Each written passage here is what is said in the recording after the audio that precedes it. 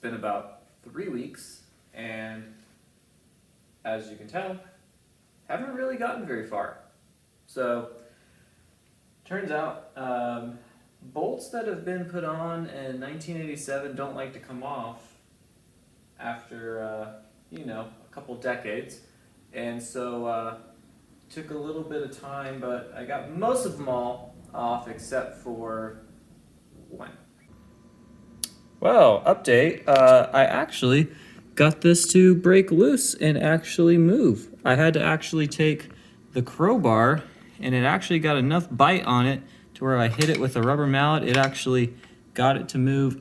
Earlier last night, I actually was doing it with an air hammer too, but it wouldn't actually work. I couldn't get it to latch on. It's just this shock tower housing. It's just too tight of a spot for me to actually get the hammer in.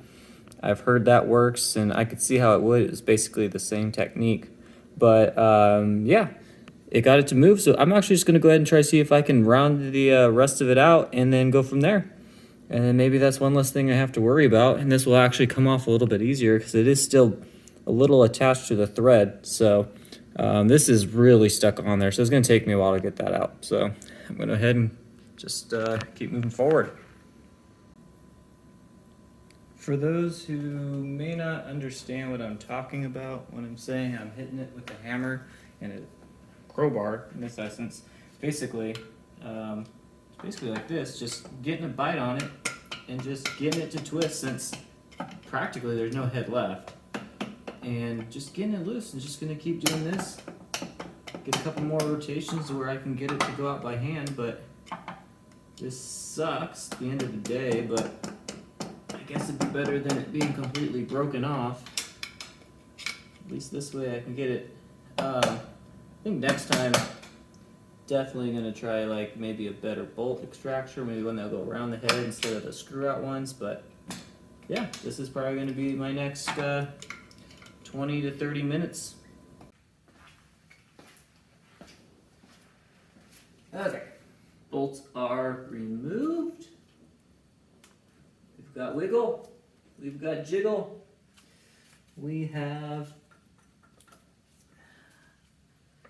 release. Okay, those are really super nasty. Ugh.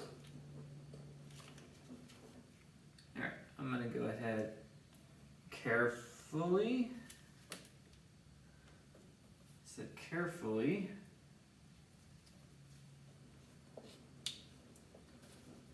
get a bungee cord maybe and kind of put this like that out of the way, and we can move on. Yeah,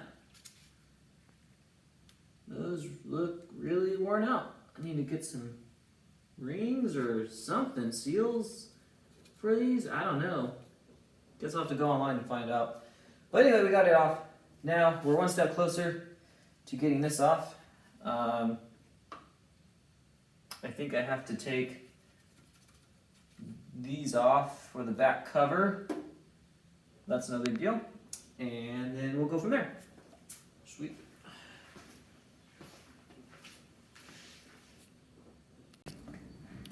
And for those that wanted to see how bad the seals were, there's an example. There we go. There's an example. Looks pretty bad. So I don't think I'm gonna put these right back in just like that. So just add it to the list of the never-ending list, right? But anywho, let's move on. All right, so let's just grab these Allen bolts out of here. Careful, there are washers in here. And one thing you got to be really careful about, which I was reading up on, is that the lifters, they're just sitting in there. They're just, in here somewhere. And when you lift up on this, they're going to try to fall out, allegedly. We are going to be very careful. And I'm sure one of them's gonna fall out. What they do say is if they do fall out, just try to put them back in the same spot where they came from. I'm sure there's important reasons why. And without further ado, one last check.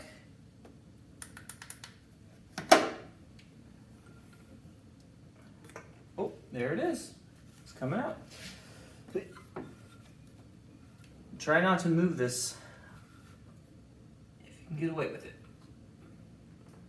Oh, something's stuck.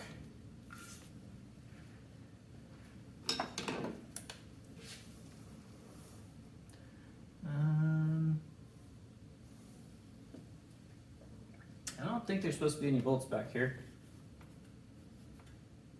Although it is a Porsche, I would doubt it. It feels like it. Oh, no, never mind. All right, let's see how dumb this is. Yep, I can definitely feel them all trying to fall out. I think I'm gonna have to go to the drawing board on this one. I can feel them all definitely trying just to fall right out.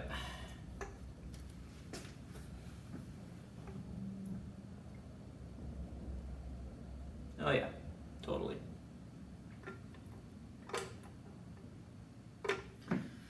Let me show you what I'm talking about.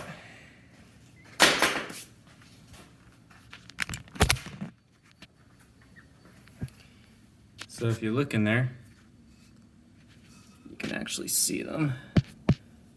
They are, yeah, right there. If you lift up on this too much, gonzo. I'm not smart enough to figure out how to get those out just at the moment without making a complete idiot of myself, so I'm going to think about this real quick. Maybe I can slide something in there that could go in between the springs and the lifters, if that's possible, and we'll go from there. I just don't want to really have them fall out everywhere. I think I'm going to stop action and vacuum up all that too before anything falls into the engine and makes a mess of myself. So, stand by. We got it! Finally. So that was a kind of an ordeal, but turns out the Schulten's booklet actually did give a good remedy. Let me show you. So here's the head cam housing. This did move just a tad bit. Just gonna make sure it lines back up with the lines that it has. But here was the trick. They said take some heavy grease and put it on the sides and then try to suck it up in there. And for the most part, when I did that and I pushed them in, they actually stayed. So obviously I'm gonna clean them out a little bit before I put everything back on, but it actually helped me get the whole housing out without these falling out. I think I only had to hold on to like 1 or 2, which is better than all 8 of them at the same time. So take that for granted. If you're going to be doing this by yourself and you don't have help, put a little grease around the outside and then just push them in. And whew, man, that was kind of a thing. So moving back over to this. Still got to get this gasket off. Luckily, we can work on the cam housing one that's on the back side of that on the bench. But unfortunately, I didn't actually end up getting the screw or the bolt all the way off. The head broke off the rest of it when I was chiseling at it. But I mean, look how much extra we've got now. In fact, hey, 2 to 3 weeks of trial and error. Comes out by hand. Well, this is not going to be cheap to get that replaced, I'm sure, but we got it out. So didn't damage the head, didn't damage the engine yet. Way too soon to say didn't damage it at all, because you know how that goes. But now we can actually finally finish this stupid job. So let's go over to the bench after I clean this off, and we'll go ahead and actually get the new gasket on. So with the cam housing assembly on the bench, let me focus you guys in right here, get you all nice and level. Okay. So with the cam housing on the bench, this is actually the back side. So if you look over here, you can see this is where the belt would go on and the cam sprocket and all that. So this is the back side. Inside the car, you would have removed this to get some attachments off. There's 3 bolts. You can see where they'd go in. So with that off, there's actually the gasket right here too. And you don't want to forget about this gasket. It's actually this one right here. There's the part number from, so I got this from FCP Euro with all my other parts. And so now I should be able to just get this off somehow, probably very carefully with a little bit of finesse. And we're going ahead and put that new gasket on. I don't see any other bolts holding it in, so I'm sure just with a little bit of very slight persuasion, this will come off, and we'll go from there. I'll spare you the cringe-worthiness of me trying to get this off. Just as I thought. Just it was on there like that. I just put it right. Where was it? It was right here. There's a little bit of a lip, and it shot off. I don't think we cracked it or anything. It wasn't that big of a deal, but yeah, as I thought, disaster in the making for myself. Ooh, yeah. So old, new, old, new. Definitely in need of replacement. The parts for the actual housing weren't bad at all, but I can definitely see how it compensates for in time and frustration trying to get it done. Man. The other gasket came off like super fine, but it was also saturated in oil, so it wasn't even stuck to the engine. It just slid right off. This is pretty bad though. Okay, so with everything on, now it's time to put the camshaft assembly housing back on. Now, this is gonna be fun.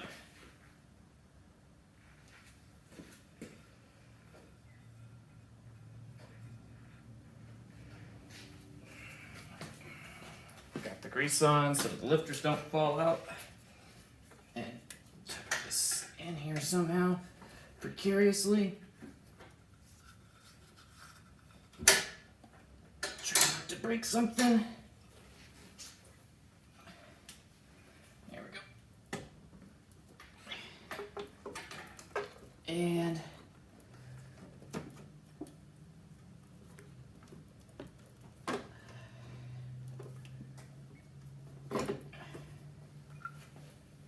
we're on. Make sure it stays in time. Now, in the booklet, it says that you're supposed to set it on and then use the bolts to draw the housing on. Just making sure that it's got to be even though.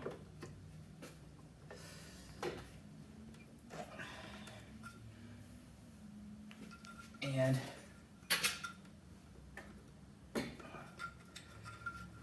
it'll get drawn on with the bolts.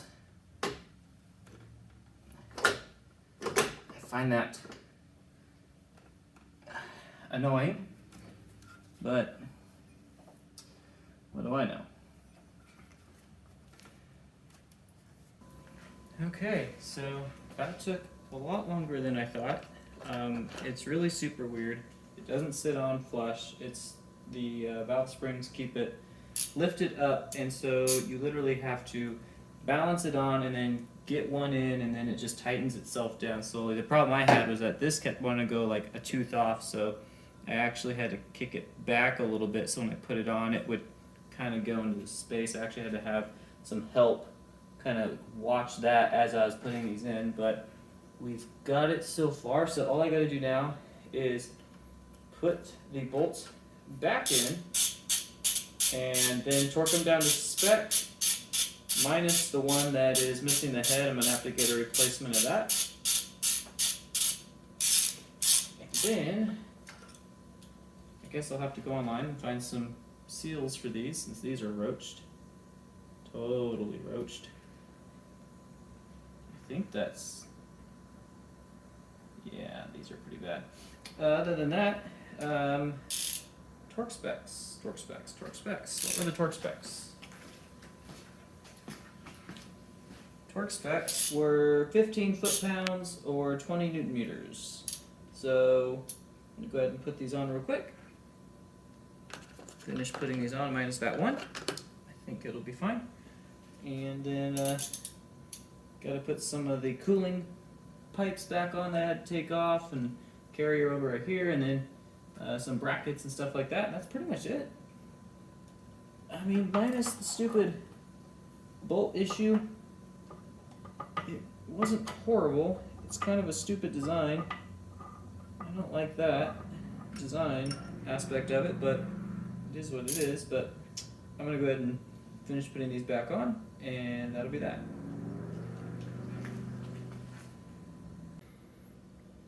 So in this video, we're going to replace the O-rings and the cap for the fuel injectors. I was able to find one that should work out pretty good. So here's an example of what we're going to get to. And as you can see comparatively, these other ones are pretty bad, especially this one right here. Let me get it to focus. Yeah, so if you can see right there, it's actually cracked. Yeah, you can see the crack right there. So that probably isn't helping our combustion. And so today I'm going to go ahead and show you how to take these off, and we'll swap them out real quick, and hopefully we can get the fuel rail back on, because after that it's just the timing belt, and that would be it for the night. So let's get started. So if you're not doing anything else like I'm doing, and you're just doing the fuel rail by itself, always remember to disconnect the battery before you get started. We're already elbows deep in this project anyway, so that's already been done. But for the fuel rail specifically, this is hung up on bungee cords just for a frame of reference. But first things you want to do is preferably depressurize the system, which I didn't do, and a bunch of fuel fell out of this one while I took it out. So just be prepared for that if you don't do it. And there's these little metal clips that are holding it right there. So I got a little hook, and I found if I can get in there just right, I can actually pop it loose from right here, and just get in there just enough to kind of pull it off of its little system. And that is enough for both sides. So then I should be able to go ahead and pop this off. You may have to get in on the other side a little bit too, but just like that. And then you can kind of fix it before you go back. See, it just pops right back in there like that. And then we can work on getting this off. There is a clip right here that you'll need to slide off. And it's important to kind of remember the orientation of how these are as well. So as you can see, here's the clip. It slides in like that. There's a little rail right there for the fuel injector. And now you're ready to slowly twist this off. Might want to have a rag or something under, because you're probably going to lose some fuel. And you can just get in there and slowly give it some twists. Probably not doing this right, but who knows. These haven't been off since 1987, so try not to pull down on the hood. Take my head off, and there we go. One old fuel injector. So just like we did previously, you can go ahead and get this on like that. Fits right in like there. Then you have the infamous clip. Go ahead and slide that on.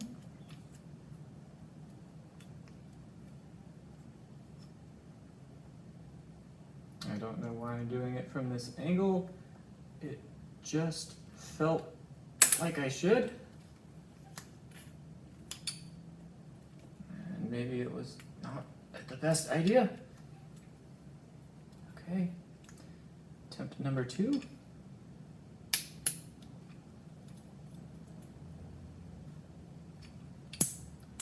There we go. And that should just snap right on. Boom! Awesome. Now, go ahead and put it on.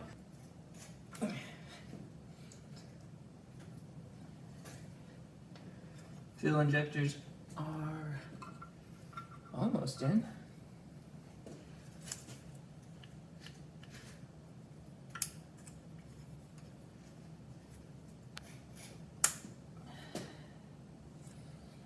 Felt like that one went in.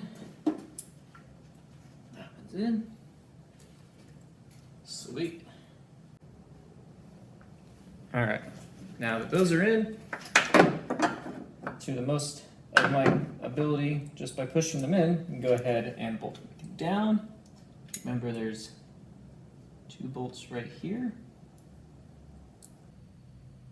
Okay, so after getting a smaller little 1/4 inch ratchet, so you can see the bolts for the fuel rail bracket are on. That is a new one. Turns out the old one was pretty damaged. And then if you look over here, that's the 3rd one and the 4th one. Welcome back. So today's the day we finish the timing belt and the balance shaft belt. As you can see, I went ahead, there we go. I got the balancing on, guides, got the sprockets on. Just went ahead and did all that, got it all torqued down. Let's see if you can see down there. The eccentrics have not been tightened yet, that right there, because still gotta put the belt on. But what I ran into was during the time I was taking it off, I had to take the tensioner, which sits right around there, completely off. So what I had to do was actually figure out how to get that spring tension back onto the bracket. And so after a little bit of going online, kind of found out the best way to do it. So now I'm at the bench, and normally it would sit in the car kind of like that. So you got, this would be the nut, this is your tensioning bolt, and when I originally took it off, I took just this section off, and this spring came out. Well, here's the bracket that actually mounts to the engine, and after doing some online research, found out most people just actually move it forward, and then they can get the belt out.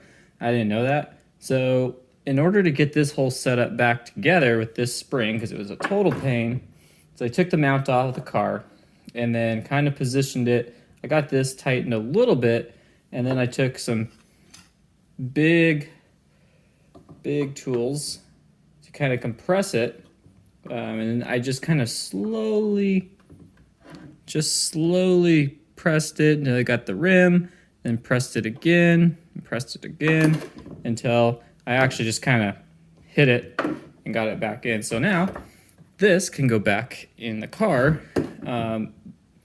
Well, so I can do the crankshaft belt. Okay, so now let's go ahead and get the right belt on, because I realized earlier I was trying the timing belt with the balance shaft belt. So let's see. This goes like that, it goes like that, and voila.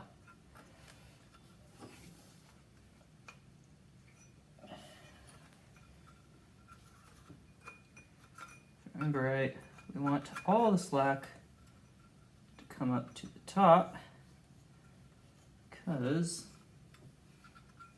we want the tensioner, which we'll put on in a second, to absorb all the slack.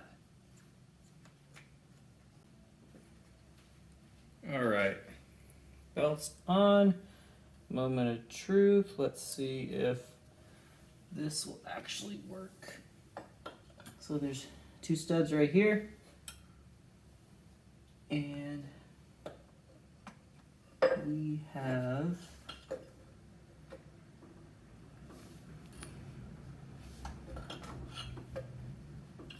get that on there like that. Maybe not.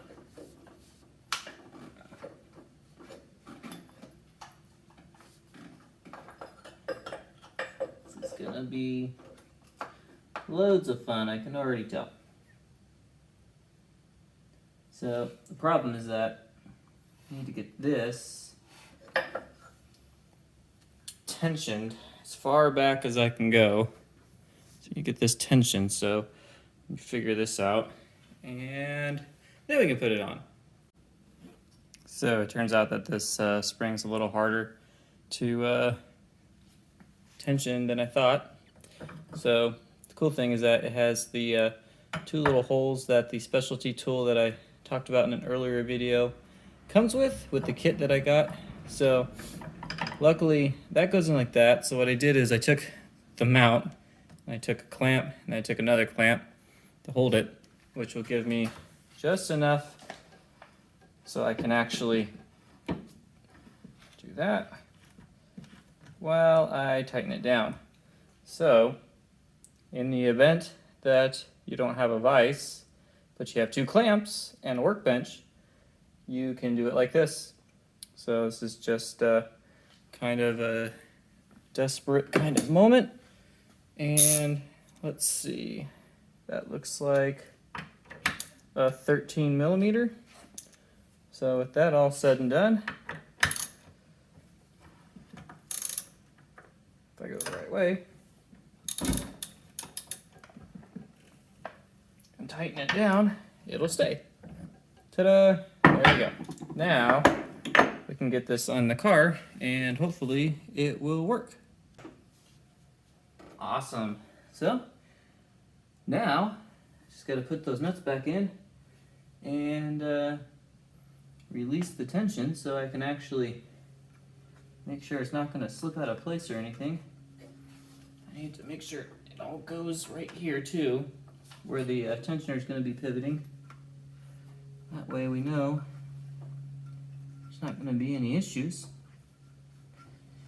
and then we'll be good. So let's get those bolts in real quick. Now that I've got the timing belt on, it's time to check the tolerances. And in order to do that, I'm going to use the Arnsworks timing tensioner tool. It's called a 920X V6.1. I guess they have a bunch of different versions of these, but basically how it works is you have a calibration bar and you make sure that it's set, and if it's not, you go ahead and adjust it to the setting. And it actually has these tolerance ranges, which are pretty nice. You can move those around, and they reference what a new cam belt would be and what a new balance belt would be. This says 944, it's the same engine. It also has applications for the 928. So if you're looking to get something like this to do belts, this is pretty cool. So long story short, let's go ahead and let's calibrate that to 72. 72. And then you take the little calibration bar off.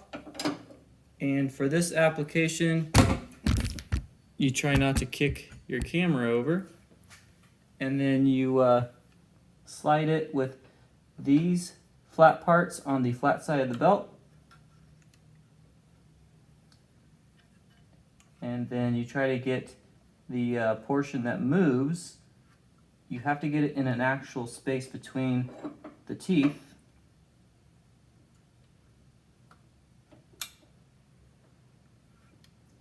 I'll try to get it in a good spot right there.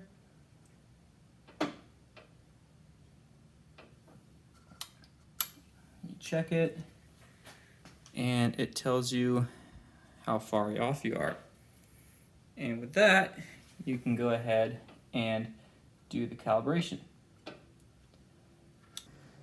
We are right in the middle of where we need. I messed with this a little bit earlier, so I was adjusting the belt a little bit, and I've done this about 3 times, and it's kind of come back to the same every time, so I think we're good on that.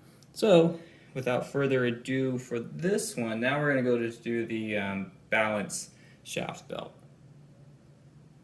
So it's the next day, and I went ahead and got up today and started putting the rest of the car back together. Most of it was just the reverse of what I was doing before. So if you look, we've got the belt cover back on, both of those. Distributor areas bolted back on. And I went ahead and also put new plug wires as well as new spark plugs into the car. So we've gone a long ways, not including the fact that before I ended last night, I replaced a lot of the coolant lines that the previous owner actually included into the purchase of the car. So I think it was like $400 or something for a kit.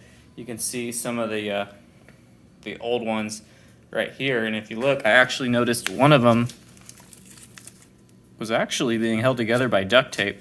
So I can see why he bought the, yeah, there you go. You can see why he bought the kit for replacing all of them. So the only one that I didn't replace was there was a line for a power steering hose, the suction hose, which I believe is this one right here.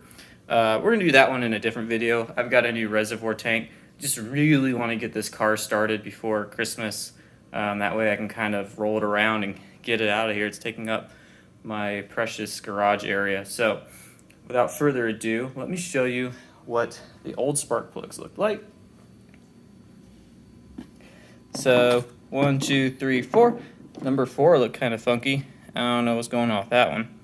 But we've got new spark plugs, new plug wires, all from FCP Euro. So they got that lifetime warranty, which is really cool. And what I'm going to do now is we're going to put the distributor cap and rotor back on. So rotor, this is the old cap. I need it though because I wrote what was going where. But think about it this way, if it's at top dead center, it should be pointing towards number 1, right? So let's go ahead and get that new distributor cap and rotor on, and we'll be that much closer. I think we have like 1 or 2 coolant lines, and then we get also the electrical fan, and that's pretty much it. So let's get to it. Finally, took a couple hours. Turns out things are pretty finicky. If you get one screw in the wrong spot, stuff doesn't want to go in.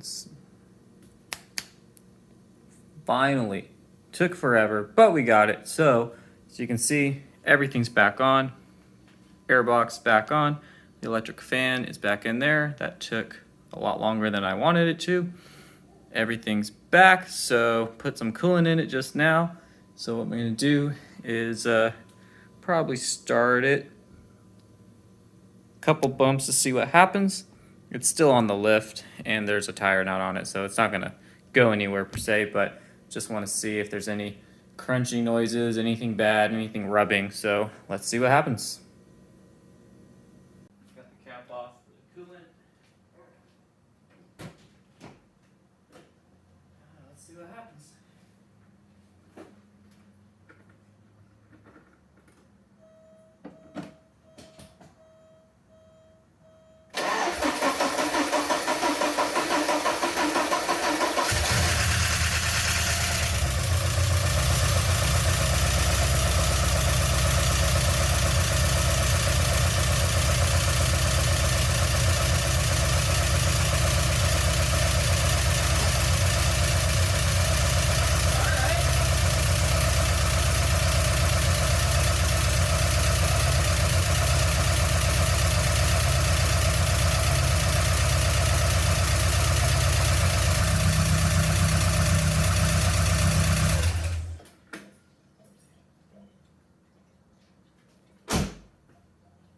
runs.